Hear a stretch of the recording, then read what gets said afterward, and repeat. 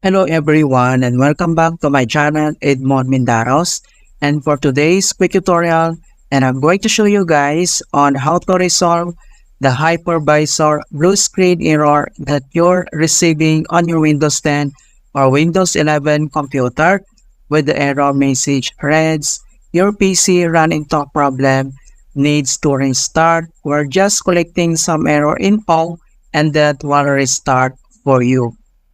So the hypervisor is a software that you can use to run multiple virtual machines on a single physical machines. The hypervisor allocates the underlying physical computing resources such as CPU and memory to individual virtual machines as required. Kung paano ba natin ito i-fix, and without further ado, and let's go ahead. So all you have to do is to open up on the search menu. So dito sa search for apps, so kailangan mo lang i-type dito yung control panel. And then click mo lang dito yung open. And next step, dito lang sa upper right side, makikita mo dito yung category and then i-click mo lang yung arrow na yan. And kailangan mo lang select dito yung large icons para makita mo lahat yung settings. And then next step ay, kailangan mo lang i-select dito yung programs and features. So tap mo lang yan.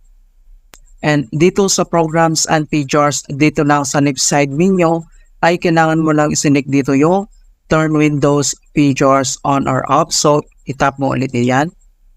And pop up itong Windows features on or off. Okay? So ang next step ay kailangan mo lang i-locate dito yung Hyper-V. So scroll down lang tayo. And then ito siya. Alright? So makikita mo dito yung virtual machine platform. So kailangan mo lang i-uncheck yan. And then dito sa Windows Hypervisor platform. So uncheck din yan. And then once na-uncheck mo na siya, and then click mo lang dito yung OK. And wait natin na ma-complete yung searching for required files.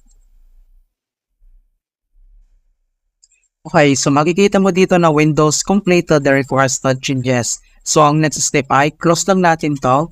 And then ang next na solution na pwede natin gawin. So dito lang ulit sa search menu, click mo lang siya. And then dito sa search for apps, so type mo lang dito yung services. And click mo lang dito yung open. And dito sa services local, so ang next step ay kailangan lang natin i-locate dito yung Hyper-V services. Okay, so scroll down.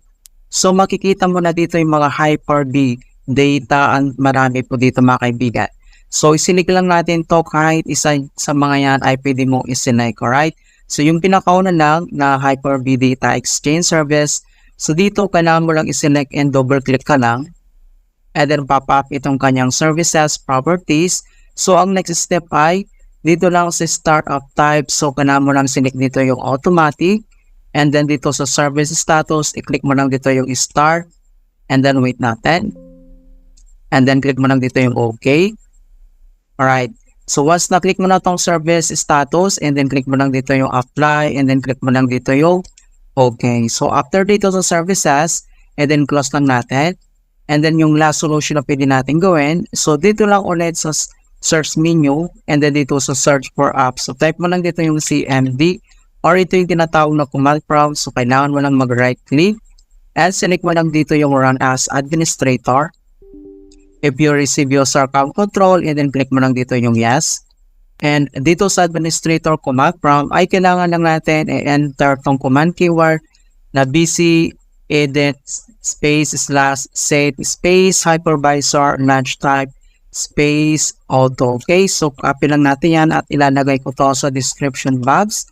So dito lang sa task, kailangan mo lang mag-right click and select mo lang dito yung edit, and then i-click mo lang dito yung paste, or pwede mong gamitin yung keyboard shortcut na Ctrl+B, and then click lang natin yan, and then press mo lang yung enter. Alright, so makikita mo na dito na the operations completed successfully. And then next step, so close lang natin tong CMD, and then dito lang sa start menu at kailangan lang natin mag-restart. Okay, click mo lang ito. Alright, so ganoon lang po kasimple on how to fix Hypervisor blue screen of death in Windows 10 or Windows 11.